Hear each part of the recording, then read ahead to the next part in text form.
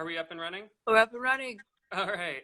I've done a few of these now. That's never happened before, but an easy enough fix. Just Uh, log out, log back in, that's it. blow on Right, it a right little when I bit. was telling you about your doppelganger. Yes, yeah, exactly. But if you don't mind, let's jump right into Yeah. Mrs. America. Such a fan of the show and your work on the show in Thank you. particular. How is it that the opportunity to play Gloria Steinem, of all people, first kind of came to you, and why'd you want to jump on it? Um, I was approached by Darby Waller, the showrunner, the creator, the producer, writer, everything but directed, really. And she, yeah, just approached me about it. At that stage, it was they had some of the cast, but not everybody. And I was, yeah, initially like, "Are you crazy? How do you even begin to do something like that?" Obviously, Gloria Steinem is still incredibly active and has so much presence in her activism and in her writing and in her voice and everything. So that alone is intimidating. And then to bring such an iconic figure to life who already has so many preconceptions about her, and you project so much onto someone that well known. But Darby was really interesting. And also it was just the project itself. I couldn't be more excited about it. It was this really unusual story of a time that in a way was quite forgotten in history, of the second wave feminist movement, and all of the characters within that, and all of the drama on the anti-feminist side and the feminist side, and the tapestry that Darby created. And that for me was the point of entry of wanting to do it. Was the piece itself was just really exciting and different, and with this incredible cast of women. So I just sort of bit the bullet and dived off the deep end. But it's a really, I've never seen anything like it on television, and it's such an honor to sort of bring this story to viewers that a lot of people probably wouldn't be familiar with it. I mean, particularly Phyllis Schlafly, who Kate Blanchett plays. She's not as well known as someone like a Gloria Steinem or a Shirley Chisholm, and I think it's interesting. It presents both sides, and I don't think it's biased in its views, and that's what makes it interesting to me as a viewer. You don't want to just be preached to by the choir, Right. There's no soapboxing. It's really a tapestry of ideologies and characters, and as you say, some better known than others. So people are being introduced to Phyllis while they might know Gloria. Obviously, it's a period piece, but it is coming at a time when these issues are kind of still on hand. They're in the greater consciousness, to say the least. So with that in mind, when you're filming this thing, how does today's current political climate, does it seep its way into kind of your reading of something that happened 40, 50 years ago? Absolutely. In a way, sort of when I read about this, I didn't know much about Phyllis Schlafly until she came out in support of Trump in 2016. So revisiting this time in history, you really saw how everything was engineered for today in terms of sort of the personality, the cult of personality in the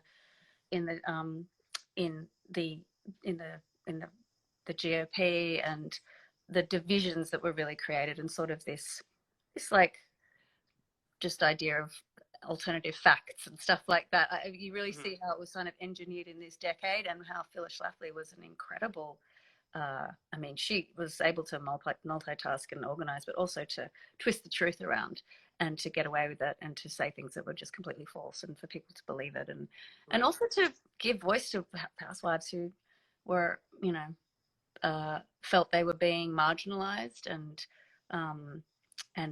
then, women who were trying to finally have, a voice of their own, and to have, reproductive rights, and so on and so forth. And often on set we would be like, wow, we're just talking about the same thing now, 45 years later, what they're discussing in 1975, or whenever the day would be set that we were filming. So it was a bit surreal at times. It was very surreal to be still certainly talking about the same sort of things. Yeah.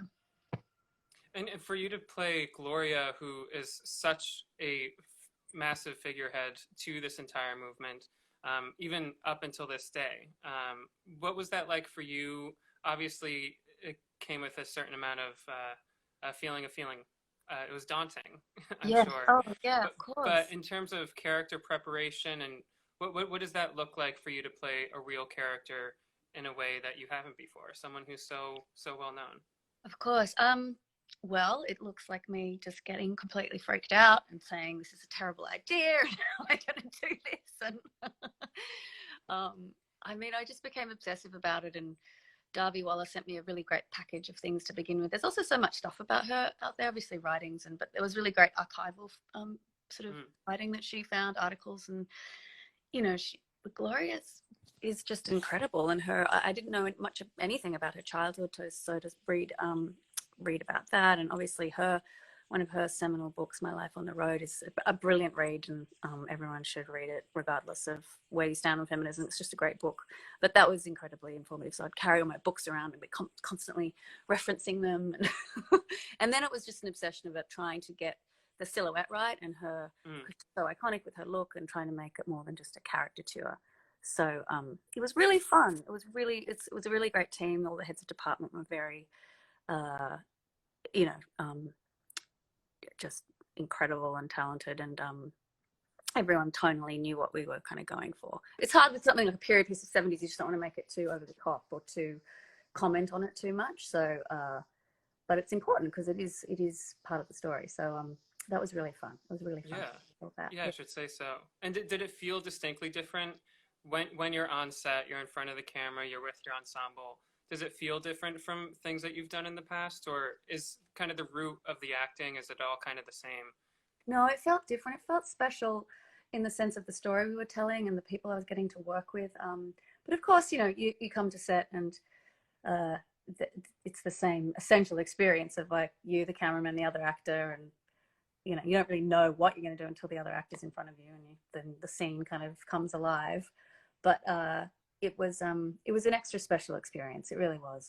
You never get to work with that many women, so that was kind of so cool to work with all those great actresses, and so it did feel special. Well, I feel like this is a cap on the first half of 2020 of you doing about as varied a series of projects that you could, between Like a Boss, which is more of a slapstick comedy, Medea, which is obviously its whole another slapstick comedy. Yeah. And then this, which is more of a period piece, and you're inhabiting someone who's so well known. What kind of checks your boxes in terms of what you're wanting to do next? You mean right now? Yeah, I mean, what excites you and gets you to say yes to one project versus another? Like any actor, you just like what comes your way and what doesn't.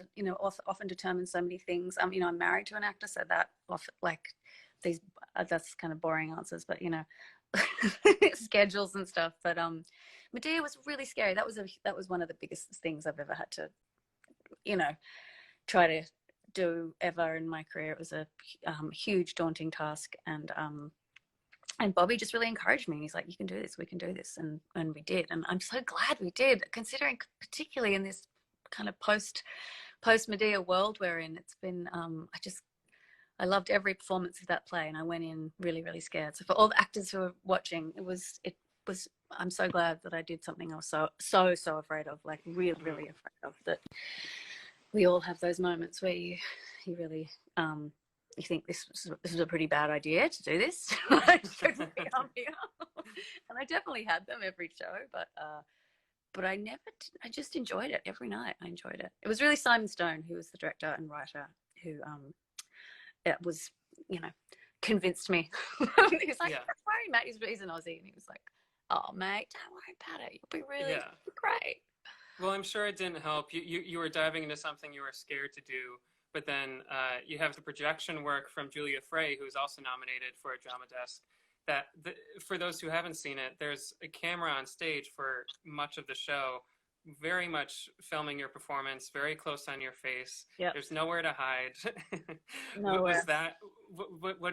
What kind of fearlessness did that require for you as an actor, to be giving the stage performance, but then also a camera is like close up on your eyes the entire time? Well, thankfully, I never really knew. I was sort of like, oh, okay. Now, you don't really, like, it was very technical. You had to stand still. You got to ignore it a little bit. Yeah. You have to ignore it. Yeah, you're just hitting your marks. But it was technical because we were so physically restrained in terms of where I could often stand or move. But that was challenging getting that right. It just took quite a few performances for us all to find our sync with it. For me, it took me a long time to figure out exactly the stuff, and then to try to work with the camera as well. And you know, I've done so much more screen work than theatre. Theatre I'm much more intimidated by in a way, whereas television film I feel technically more confident. So that probably helped to have that just experience, you know, just being an actress for so long. Like you get used Just to jumping into it, yeah. you get used to it. But I'm also quite good at sort of just uh, ignoring that as well in a way, and I think that helped. You don't want to be too self-conscious. Yeah, sure. And Yeah. it helped to have Bobby on stage with you too, I'm sure. Despite Yes. the content, despite the content of the show, he's a rock for you. Yeah. Was he always had my back? He always had my back. Yeah. Was there much of a difference between your work on stage versus what you do on screen? As you say, you're much more familiar with screen work. Did it require a different muscle or different I think different so. technique? Yeah, I do. I Yeah. think that's why I love it. I love doing a play. It's just so rigorous, right? Like you really get to rigorously work out a different muscle as an actor, and it's an actor's medium, really. So whereas film and television is a writer's medium or director's medium, so for us as actors, it's very empowering. And I hate to use that; it's so cheesy, and it's really fun. It's just so fun to do it uninterrupted, and the writing is always, you know, or usually it's just, you know, the great roles are always in the plays. So for me, it's yeah, such a rigorous, fun, nerve-wracking, and you rarely get it right. Like, you know, you have moments where you think, oh, I got that, felt good, and then you know, it's every night figuring out the audience, and it's just electric, you know, backstage. And yes, I always get so tickled when I get to do a play. Yeah, it's definitely, it's a great muscle for an actor, for all the actors out there. It's like, you know, there's nothing compares to it, for the adrenaline of it as well, which is addictive, you know. You're like, oh.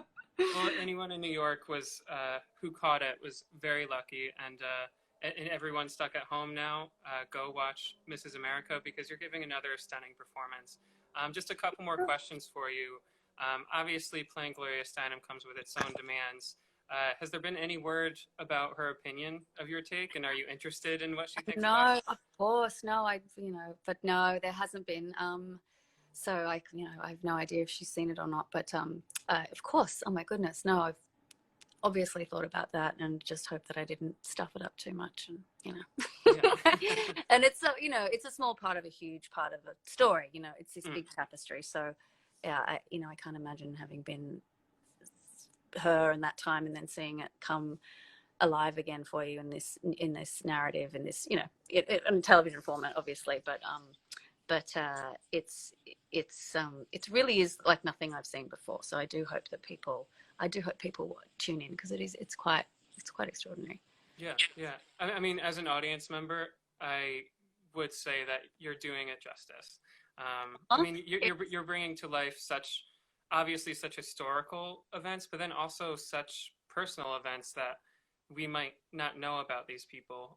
And it comes with a weighted responsibility, certainly, but as long as it's funny, you're leading with empathy. So feminists get a bad rap for being humorless and dry and sexless, and it's not true. Like, the show is full of humor and wit and sensuality and complex people and great male characters, and it's not, you know, it's a really emotional piece, as well as being historical, but you care about it because it goes into the emotional lives of these women, and all their dynamics, which are really funny. You know, Margot Martindale's so brilliant, Tracy Ullman, like these extraordinarily funny, brilliant women. Ari Grainer, Elizabeth Banks, Paulson, Kate, obviously, Melanie Linsky, Kaylee, anyway, like Ari Grainer, you know. Yeah, some of the best parts are just seeing you all in a room. Yeah, it was like a play, which was lovely. So, and as did Ari. Anyway, I could go on and on. Yeah. Well, as a final question for you, obviously, we're all kind of social distancing, self-isolating, and the backstage audience very much is the actors and creators of the world. What advice do you have to stay creatively engaged and to fill that well in a time when it might be difficult? It's hard. I get it. It's challenging, and I am like everyone. I'm, you know, logging into Zoom, and I'm going to do a play reading in a few weeks for this an independent Australian theatre company, which I'm really excited about. I've posted it on my Instagram, and so you know, things like that. You know, there is creative outlets. and I don't know, revisit texts, revisit shows, revisit things that inspire you and that you love, and try and support, if you can at all, support causes that are artistically dear to your heart. But I get it, it's really challenging. This is a lesson in patience, it really is. And also, you know, to being grateful for what you have, and all those sorts of things. But it just requires us all to be quite still, and that's hard. It's hard to be still. It's hard to keep the brain from wandering, and, you know, to ask for this sort of stillness. And that's for people who are not working, you know, like people who are actually working and going to hospitals and healthcare workers and going to the, you know, supermarkets and chemists and so on, and risking their life. Like, that is, to me, extraordinary. So it's good to always remind yourself of that. But I'm sure you guys are providing a lot of inspirational stuff too backstage, you know, keeping in contact. Yes, we have a lot of digital content, on camera content. The Sondheim thing was wonderful the other night. Like, there seems to be a lot of content coming out of this for people. We're doing what we can, yeah. Yeah, Annalie Ashford, she's a dear friend of mine. She does great stuff on her Instagram of singing. Anyway, all those sorts of things. It really forces you to be creative, the creative people, to be creative. You got to continue fostering the community in a time when we can't be face to face. Like, you see how strong the community is. You know, you really do, in a time like this. And the theatre community particularly is it's just brilliant. It just really is a beautiful community of people who are in it because they love it, and that's the only reason. Yeah. Well, looking through my questions, that's all I have for you today. Awesome. Wednesday nights, everyone tune into Mrs. America. Catch up if you haven't. But Rose, I'm happy to see you're in good health. You're taking care of yourself. And this was great to have your ear for a little bit. You too. We'll so lovely to chat, and stay safe, everyone. Be well. Stay safe. Yeah. Stay well. Bye-bye, everyone. Bye.